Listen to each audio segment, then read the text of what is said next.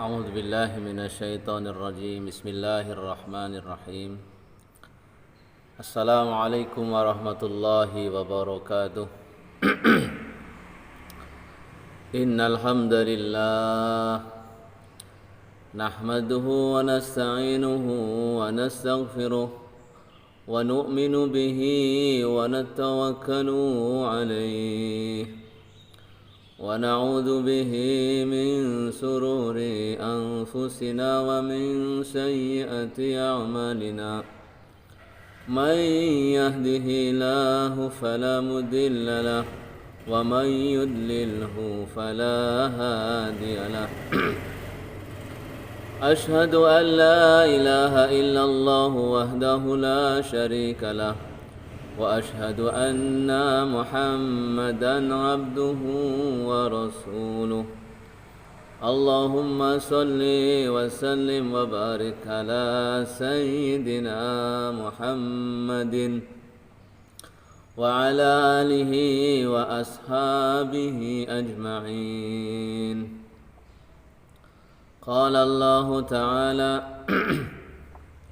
أعوذ بالله من الشيطان الرجيم بسم الله الرحمن الرحيم إن الذين قالوا ربنا الله ثم استقاموا تتنزل عليهم الملائكة ألا تخافوا ولا تحزنوا وأبشروا بالجنة التي كنتم توعدون نحن أولياؤكم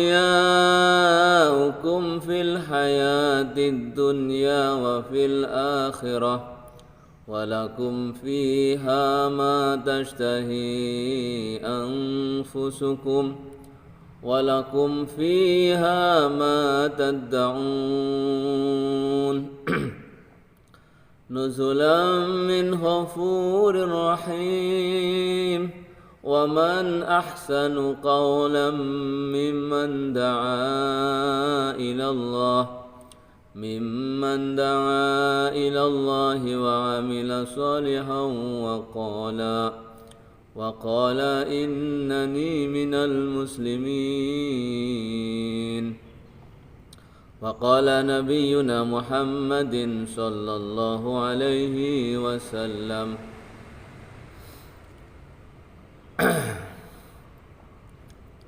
من أحيا سنتي فقد أحبني ومن أحبني كان معي في الجنة وقال أيضا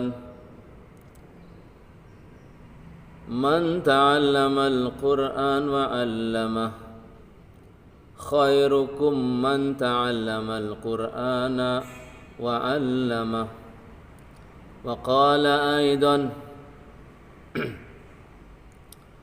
كل أمتي يدخلون الجنة إلا من أبى قيل ومن يأبى يا رسول الله قال من أطاعني دخل الجنة ومن عصاني فقد أبى أو كما رسول الله صلى الله عليه وسلم.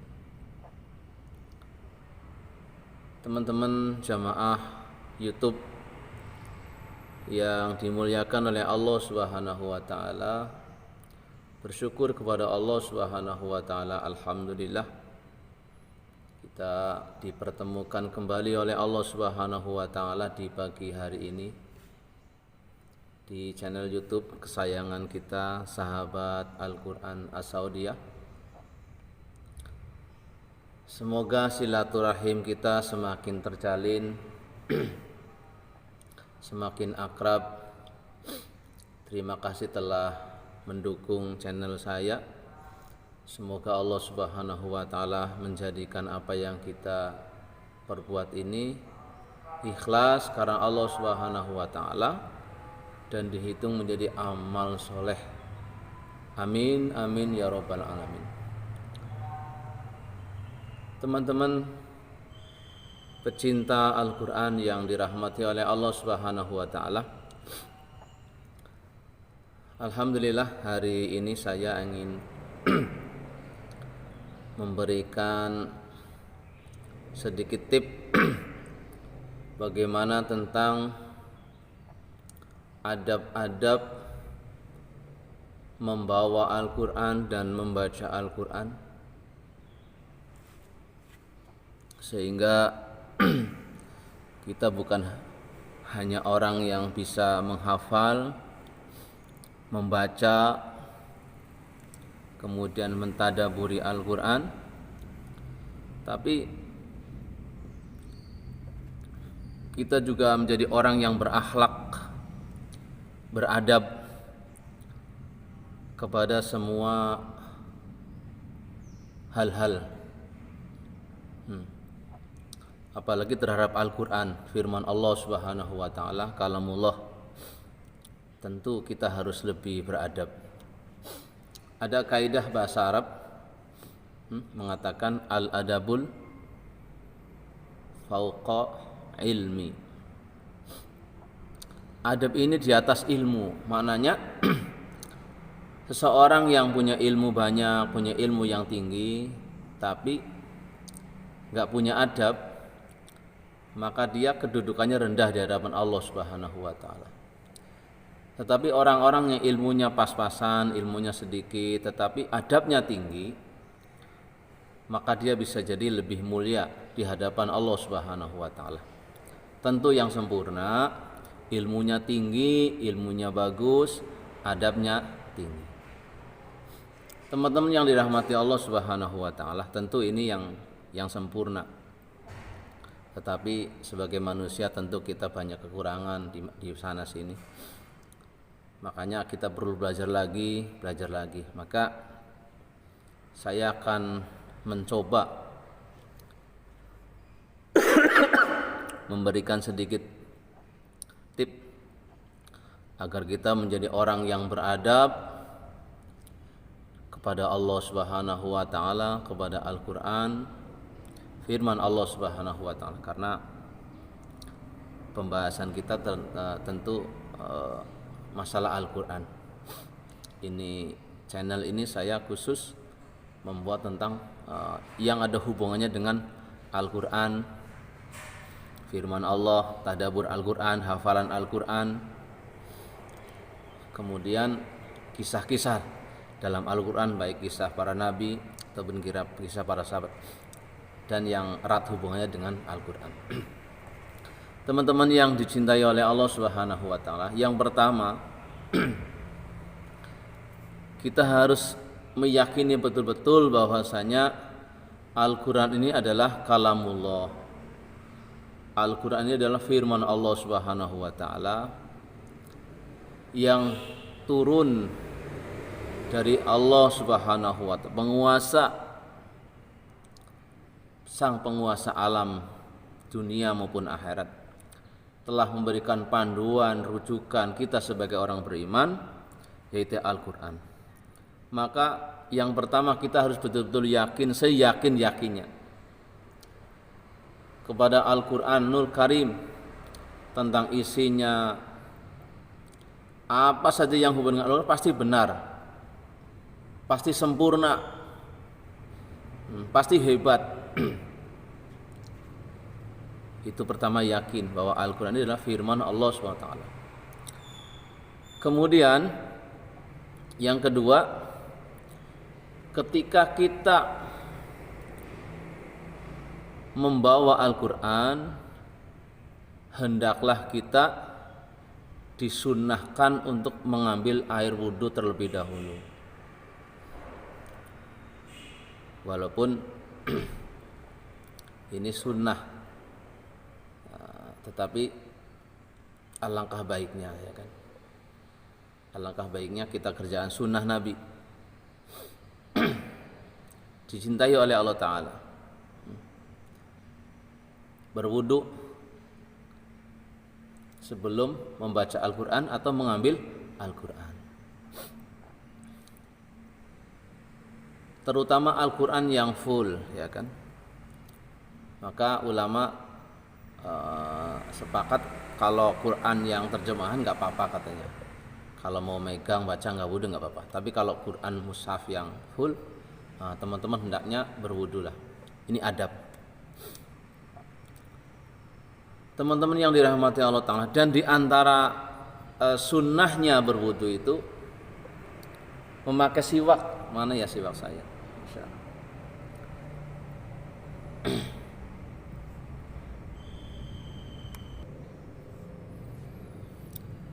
Ini teman-teman, jadi di antara sunnah yang besar dalam wudu adalah memakai siwak. Jadi siwak ini sunnah Rasulullah SAW. Jadi biasa makainya untuk sikat gigi ini. Dalam hadis dikatakan orang yang bersiwak maka akan dicintai oleh Allah Subhanahu wa Ta'ala, akan dicintai para malaikat, akan diwangikan mulutnya, akan diputihkan giginya, kemudian dimudahkan untuk berzikir, untuk membaca Al-Quran. Bahkan di antara yang membuat kita ini cepat hafal Al-Quran adalah seringnya kita memakai siwak ketika berwudu. Maka bagi teman-teman yang belum ada, silahkan beli siwak. Ini murah, ini cuma 10.000, tapi manfaatnya luar biasa. Itu yang tadi itu. Bahkan ketika kita sholat dalam hadis itu, saya pernah mendengar sholat yang memakai siwak ketika berwudu, atau sholat memakai siwak, ya kan, itu lebih baik daripada yang nggak pakai siwak. Bahkan 2 rakaat sholat yang memakai siwak itu lebih baik daripada 70 rakaat sholat yang tidak memakai siwak. Silakan teman-teman cari rujukannya. Saya juga nggak hafal hadisnya, tapi insya Allah bisa dipertanggungjawabkan. Intinya siwak ini sunnah Nabi SAW yang sekarang banyak ditinggalkan oleh umat.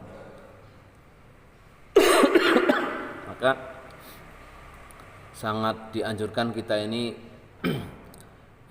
menghidupkan kembali sunnah Nabi yang sudah banyak ditinggalkan umat.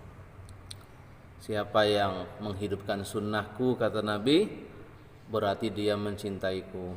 Dan orang-orang yang mencintai Nabi akan bersama dengan Nabi. Man ahya sunnati faqad ahabbani wa man ahabbani kana ma'i fil jannah. Kan begitu hadisnya tuh. Kemudian teman-teman, adab yang berikutnya, setelah berwudu kita mau membaca Al-Quran, membawanya di dada atau yang lebih tinggi lah. Jangan di bawah ketek, jangan di bawah perut, gak sopan, gak beradab. Kemudian kita menghadap kiblat ketika membaca Al-Quran, menghadap kiblat. Kemudian jangan ditaruh di lantai Al-Qurannya. Taruh Al-Quran yang akan kita baca di tempat yang lebih tinggi. Bagus dengan meja kecil itu yang lebih tinggi dari kaki kita itu. Kemudian kita mulai duduk bersila, tawajuh kepada Allah Subhanahu wa Ta'ala. Kita merasa bahwa ketika membaca Al-Quran seolah-olah kita sedang mendengarkan bacaan dari Allah Subhanahu wa Ta'ala, sehingga timbul ta'zim kepada Al-Quran. Kemudian ketika kita sudah menghadap kiblat, kita sudah meletakkan Al-Quran di tempat yang lebih tinggi, maka mulai membaca Al-Quran, membuka bacaan Al-Quran. Jangan lupa dengan ta'awudz, dengan membaca ta'awudz, a'udzubillahi minasyaitonirrajim, bismillahirrahmanirrahim. Setelah ta'awudz baru bismillah. Kenapa? Karena syaitan ini luar biasa menggoda kita nih. Maka Ketika membaca Al-Quran saja Allah perintahkan untuk berta'awud, minta perlindungan kepada Allah Subhanahu wa taala dari godaan syaitan yang terkutuk. Teman-teman yang dicintai oleh Allah Subhanahu wa taala, kemudian mulailah kita membaca Al-Quran sebisa mungkin dengan suara yang paling merdu yang kita bisa, karena ada mafhum hadis, hiasilah suara kalian ketika membaca Al-Quran dengan suara yang merdu. Kurang lebih seperti itu. Ini mafhumnya. Teman-teman silahkan cari rujukannya sendiri. Teman-teman yang dicintai Allah Ta'ala, ya kan, ketika membaca Al-Quran, ya kan, maka cobalah belajar membaca dengan makhraj yang betul, tajwid yang betul, dengan tartil. Kalau bahasa waratilil Qur'ana tartila. Tartil maknanya dengan makhraj, dengan tajwid, dengan kaidah-kaidah tajwid yang betul. Itu tartil. Teman-teman yang dicintai oleh Allah Ta'ala, kemudian ketika sedang membaca Al-Quran, kita harus tahu suasana keadaan di tempat itu. Misalnya di masjid, sekiranya orang lagi rame sholat sunnah, orang lagi sholat yang lain, ya kan, maka pelankanlah suara bacaan Quran kita, jangan sampai mengganggu orang yang sedang aktivitas lain, terutama sholat, hatta tidur pun begitu, kita nggak boleh mengganggu mereka. Tapi ketika suasananya memungkinkan, orang hanya sekedar ngobrol, bicara, ya kan, maka keraskan suara bacaan Quran kita tanpa harus ada tetesan ria di hati kita. Keraskan suara baca Quran kita tanpa harus ada keriaan di hati kita. Maknanya ketika sekiranya ria, ya jangan kenceng-kenceng, tapi sekiranya kita bisa membuat motivasi orang dengan suara kita yang bagus, dengan bacaan kita yang bagus, maka tidak mengapa kita membacakan dengan suara keras, sehingga menyebabkan hidayah bagi orang lain. Orang yang lain bisa semakin termotivasi untuk membaca Al-Quran seperti Anda, seperti kita. Kemudian teman-teman, adab-adab yang berikutnya, ketika teman-teman membaca Al-Quran, alangkah baguskan dengan tadabbur. Kalau paham artinya, ketika ada ayat-ayat yang bercerita tentang surga, kenikmatan-kenikmatannya, ya kan, maka kita berharap dalam hati kita ini, ya Allah, jadikan saya ini orang-orang yang Kau ridhoi sehingga bisa masuk ke dalam surga. Berdoa kepada Allah, harapan. Dan ketika membaca ayat-ayat tentang neraka, siksaan neraka dan sejenisnya, atau kisah-kisah orang yang dibinasakan, kita berlindung kepada Allah, kita takut kepada Allah, dan kita berdoa agar dijauhkan oleh Allah dari yang seperti itu. Kemudian adab-adab yang lain juga,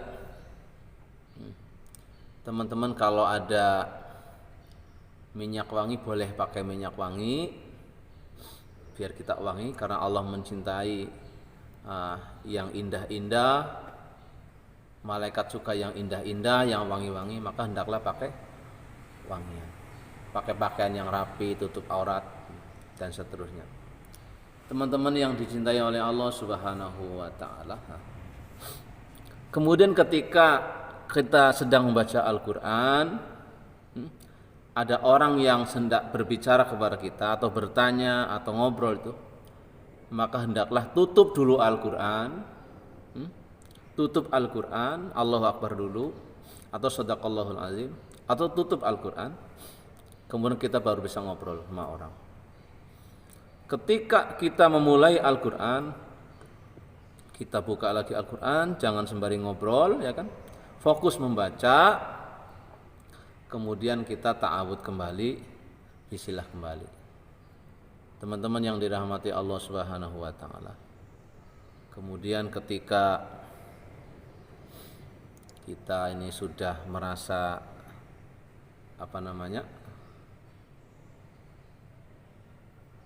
lama membaca Al-Quran, kita mau menyudahinya atau mau menyelesaikannya, maka menutup Al-Quran boleh dengan membaca Shadaqallahul Azim, ataupun enggak juga enggak apa-apa, karena sebagian ulama mengatakan seperti itu. Kalau saya sih biasa Shadaqallahul Azim. Teman-teman yang dicintai oleh Allah Subhanahu wa taala, maka kurang lebih lah seperti itu tentang adab-adab Al-Quran, membaca Al-Quran. Semoga bermanfaat untuk kita semua, menjadi orang yang beradab kepada Al-Quran, ya kan. Jangan sampai Al-Quran kita kurang beradab, ya kan. Nah, nanti kalau sekiranya ada yang kurang tentang adab-adab Al-Quran ini, karena adab ini banyak, maka boleh teman-teman komen di channel ini, boleh sampaikan kepada teman-teman tentang pentingnya adab-adab Al-Quran. Insya Allah nanti lain kali ya kita juga sambung lagi. Ada juga tentang adab-adab yang lain, tentang sunnah-sunnah Nabi, adab-adab makan Nabi, sunnah Nabi, adab-adab ke toilet, WC, adab perjalanan, adab masjid, adab istinja, dan banyak teman-teman adab-adab yang lain. Adab safar, perjalanan, doa-doa masnunah, doa-doa yang disunahkan oleh Nabi, dan banyaklah. Makanya insya Allah tidak ada salahnya kita terus belajar membuat konten video yang bermanfaat tentunya, ya kan. Harapan saya semoga channel ini menjadi bisa ladang amal, ladang dakwah, menjadikan asbab hidayah untuk kita semua.